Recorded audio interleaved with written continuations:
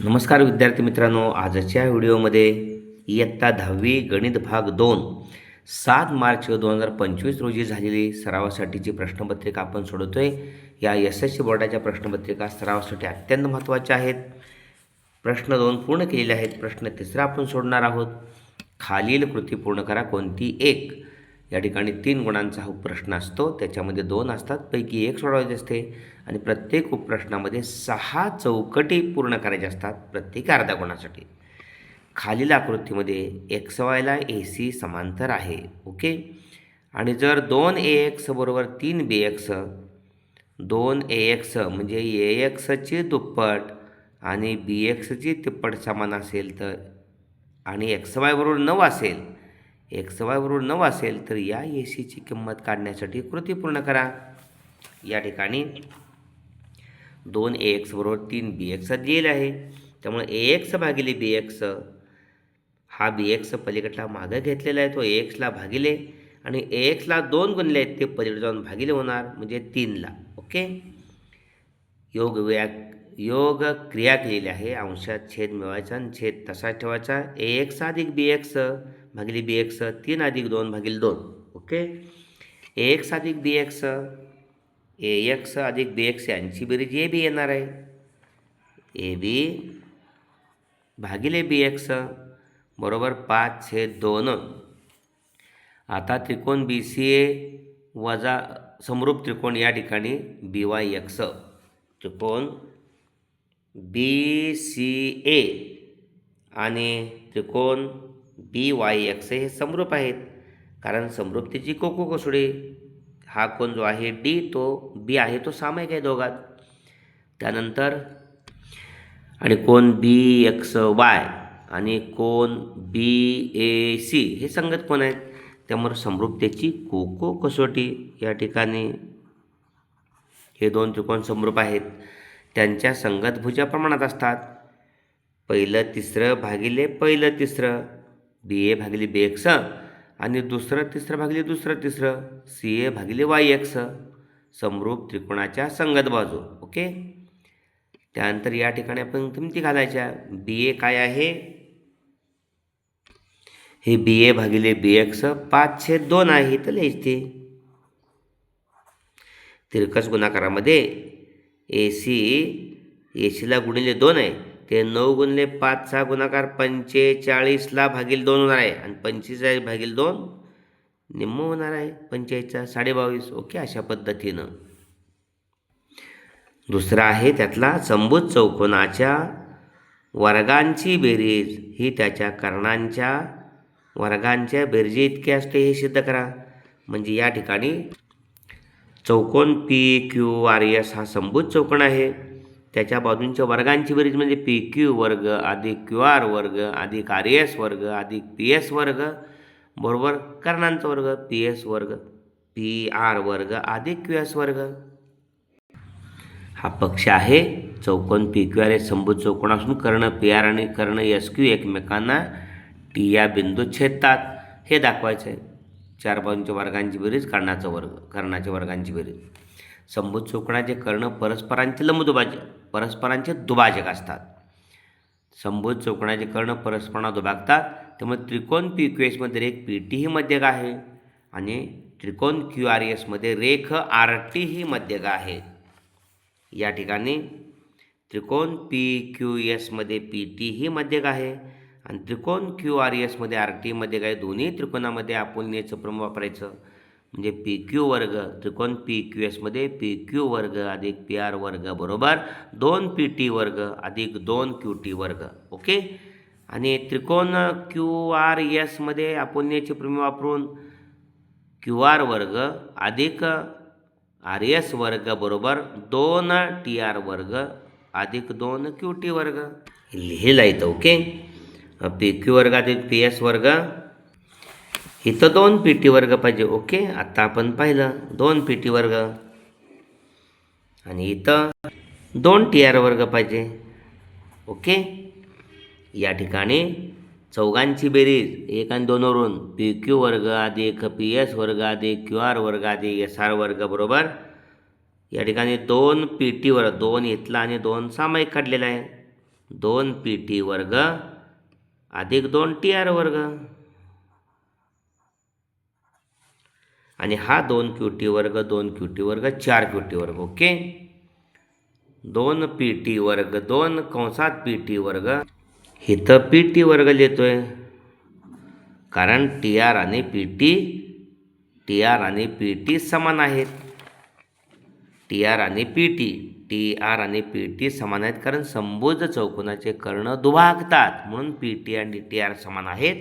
आणि म्हणूनच या ठिकाणी या TR बद्दल PT लिहिलं. पाठीमागं PT वर्ग अधिक PT वर्ग 2 PT वर्ग, आणि बाहेर गुणले 2 आहे म्हणून बेदोन्ही 4 PT वर्ग, आणि पहिला 4 QT वर्ग आहे.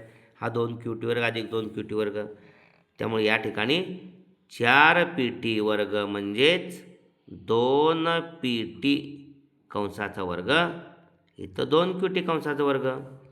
2 PT म्हणजेच पहा 2 PT म्हणजेच PR. कर्णाचे PTच्या दुप्पटच PR आहे दुभागतात कर्ण म्हणून PR वर्ग.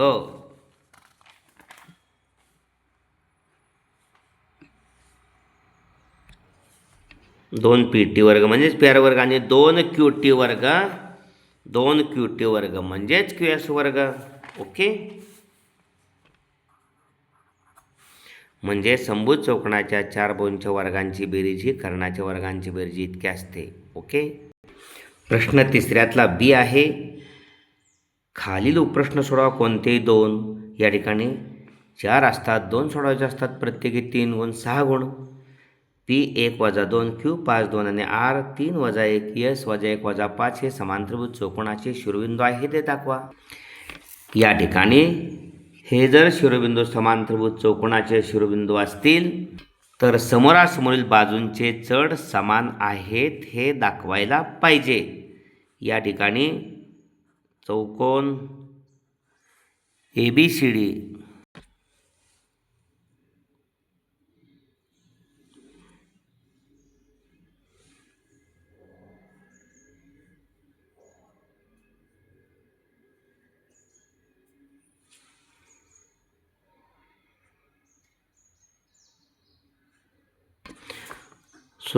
PQRS चौकोन PQRS मध्ये या ठिकाणी रेषा PQचा चढ आपण y2 वजा y1 भागिले x2 वजा x1 हा कोणत्या रेषेचा चढ आहे. ओके, आपण रेषेचा चढच म्हणूया फक्त. रेषेचा चढ बरोबर y2 वजा y1 भागिले x2 वजा x1 हे नॉर्मल सुद्धा सर्वसामान्य, आणि मग रेषा PQचा चढ म्हणूया. रेषा PQचा चढ बरोबर y2 वजा y1 2 कंसात वजा 2 वजा कंसात वजा 2 2 वजा कंसात वजा 2 भागिले x2 वजा x1 5 वजा 1 वजा वजा अधिक 2 अधिक 4 भागिले 5 म्हणून 1 गेला 4 4 2 6 भागिले 2 बेत्रिक 6 या ठिकाणी भागिले 4 आहे. बेत्रिक 6 बेदुनी 4, त्यामुळं रेषा PQचा चढ 3/2 आला. त्याच्यासमोर रेषा SR आहे. रेषा SRचा चढ बरोबर y2 वजा y1 वजा 1 वजा कंसात वजा 5 वजा 1 वजा कंसात वजा 5 भागिले x2 वजा x1 3 वजा कंसात वजा 1 3 वजा कंसात वजा 1 वजा वजा अधिक वजा 1 अधिक 5 भागिले वजा वजा अधिक 1 3 अधिक 1 5 गेला 4 भागिले 6. सॉरी या ठिकाणी वजा वजा अधिक 2 आहे. 2 2 4 भागिले 4 1. त्यामुळं इथं रेषा PQचा चढ 1 आलेला आहे. इथं सुद्धा या ठिकाणी वजा वजा अधिक 5 5 गेला 4 आणि खाली 3 अधिक 1 4 4 भागिले 4 5 गेला 4 भागिले 4 1. त्यामुळं हा रेषा PQचा चढ 1 म्हणूया, रेषा SRचा चढ 2 म्हणूया, समानच आलेले आहेत. ओके, त्यानंतर रेषा पी एचचा चढ काढायचा आहे. पी एचचा चढ y2 - y1 वजा 5 वजा कंसात वजा 2 आणि भागिले x2 - x1 वजा 1 वजा 1 वजा 1 वजा 1 वजा 5 वजा वजा अधिक 2 वजा 1 वजा 1 वजा 2 वजा 5 अधिक 2 वजा 3 छेद वजा 2 वजा वजा गेले 3/2 हा रेषा पी एचचा चढ. ओके. त्यानंतर जसा रेषा पी एचचा चढ तसा रेषा क्यू आरचा चढ. रेषा क्यू आरचा चढ y2 - y1 वजा 1 वजा 2 भागिले 3 वजा 5 x2 - x1 हा रेषा क्यू आरचा चढ वजा 1 वजा 2 भागिले 3 वजा 5 वजा 1 वजा 2 वजा 3 3 वजा 5 वजा 2 वजा वजा गेले 3/2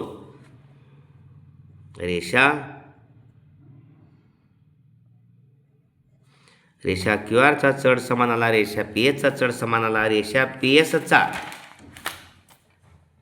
आणि रेषा पी क्यूचा चढ पण समान आहे. रेषा पी क्यूचा आणि रेषा एस आरचा 1 आणि 2 वरून रेषा पी क्यूचा चढ रेषा एस आरचा चढ.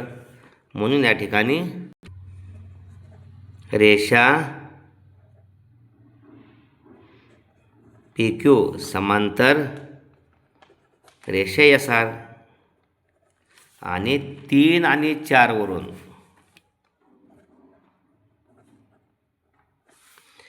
रेषा पी एसचा चढ बरोबर रेषा क्यू आरचा चढ म्हणजे रेषा पी एस आणि समांतर रेषा क्यू आर आहेत.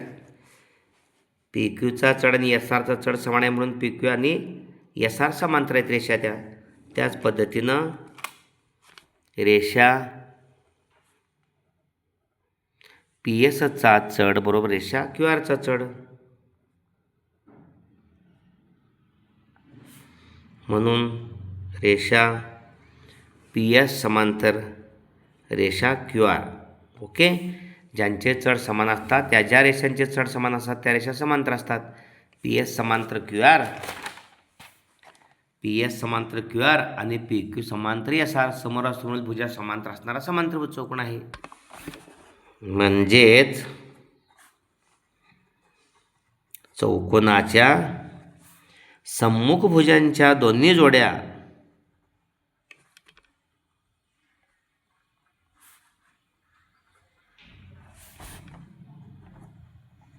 सम्मुख भुजांच्या दोन्ही जोड्या परस्परांना समांतर आहेत.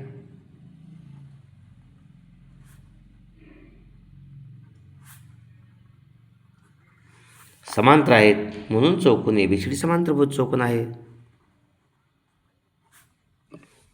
म्हणून चौकोन एबीसीडीचे हे दिलेले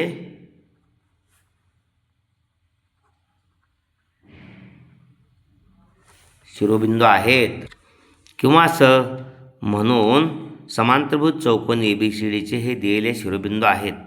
ओके. P1 - 2 पाहिजे तर लिहा.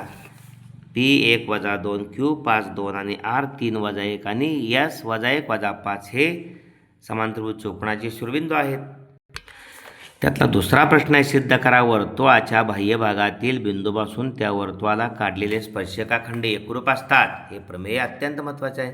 पाहूया आपण पुस्तकातलं समजावून घेऊया. वर्तुळाच्या बाह्य भागातील बिंदूपासून त्या वर्तुळाला काढलेले स्पर्शिकाखंड एकरूप असतात. या ठिकाणी काय आहे पक्ष ए केंद्र असलेले वर्तुळ आहे. डी बिंदू बाहेरचा आहे आणि त्याला काढलेले स्पर्शिकाखंड डी पी आणि डी क्यू आहेत. मग ते एकरूप आहेत दाखवायचं आहे. सिद्धता रेख बाजू डी पी किंवा रेख डी पी एकरूप रेख डी क्यू यासाठी त्रिज्या ए पी आणि त्रिज्या ए क्यू आणि त्रिज्या ए क्यू काढून या प्रमेयाची आपल्याला सिद्धता देता येईल. यामध्ये 2 त्रिकोण तयार झाले. पुन्हा एकदा पक्ष काय आहे ए केंद्र असलेल्या वर्तुळामध्ये रेख डी पी आणि रेख डी क्यू हे स्पर्शिकाखंड आहेत. डी हा वर्तुळाच्या बाह्य भागातील बिंदू आहे. साध्य रेख डी पी एकरूप रेख डी क्यू किंवा बाजू डी पी एकरूप बाजू डी क्यू यासाठी आपण ए पी आणि ए क्यू जोडल्यानंतर त्रिकोण जे तयार होणार आहेत, त्रिकोण पी ए डी आणि त्रिकोण क्यू ए डी, हे जो दोन त्रिकोण आहेत त्या दोन त्रिकोणामध्ये हे दोन त्रिकोण आपल्याला एकरूप दाखवायचे आहेत. या दोन त्रिकोणामध्ये पी ए एकरूप, पी क्यू ए क्यू या दोन बाजू एकरूप आहेत, कारण एकाच वर्तुळाच्या त्रिज्या आहेत त्या. ओके, पी ए एकरूप, बाजू ए क्यू एकाच वर्तुळाच्या त्रिज्या आहेत. बाजू एडी एकरूप, बाजू एडी सामायिक भुजा आहे. ओके, आणि कोन ए पी डी एकरूप कोन ए क्यू डी प्रत्येकी 90 आहे, कारण स्पर्शिकेचे प्रमेय स्पर्शिका त्रिज्याला लंब असते आणि म्हणून या ठिकाणी हे दोन त्रिकोण एकरूप आहेत.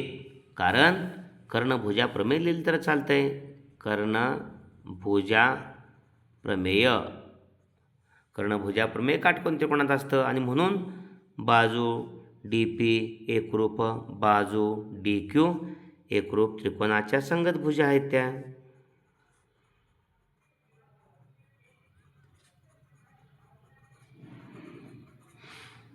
अशा पद्धतीनं पुढचा प्रश्न आहे तिसरा. 4.1 सेमी त्रिज्या घेऊन एक वर्तुळ काढा. वर्तुळ केंद्रापासून 7.3 सेमी अंतरावरील बिंदूतून स्पर्शिका काढा.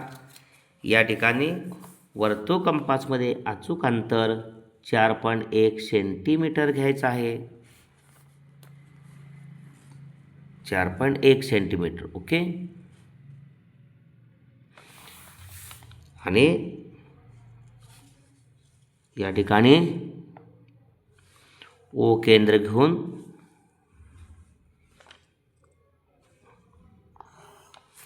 .1 सेंटीमीटर त्रिज्याचं आपण वर्तुळ काढलेलं आहे. 4.1 सेंटीमीटर त्रिज्याचं, आणि वर्तुळ केंद्रापासून 7.3 अंतरावरती बिंदू कोणताही घ्यायचा आहे. 7.3 पहा,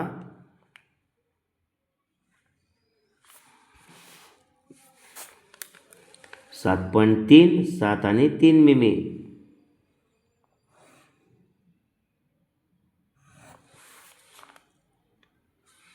ओ केंद्र आहे आणि हा पी बिंदू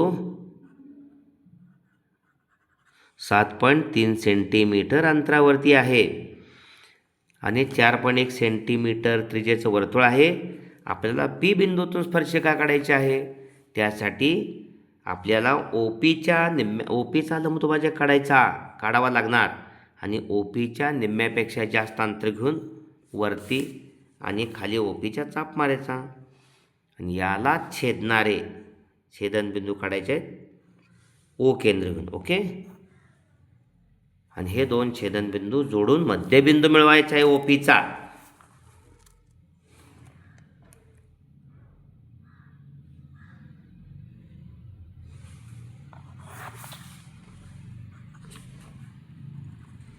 आणि हा मध्यबिंदू समजा एम आहे. ओ एम एवढी वर्तुळ कंपासमध्ये त्रिज्या घ्यायची आणि ओ एम एवढी त्रिज्या घेऊन पूर्ण वर्तुळ काढायचं नाही. या 4.1 सेंटीमीटर त्रिज्याच्या वर्तुळाला 2 ठिकाणी छेदत आहे ओ एम त्रिज्येनं. इथं ए म्हणूया आणि इथं बी म्हणूया. हे स्पर्शबिंदू आहेत आणि पी आणि ए जोडायचे आणि वाढवायचे. ही एक स्पर्शिका झाली. पी आणि बी जोडायचे आणि वाढवायचे.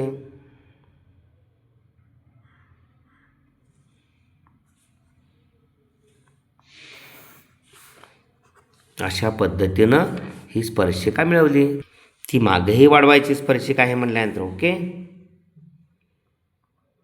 अशा पद्धतीनं. आणि हे त्रिज्या पण लिहा इथं.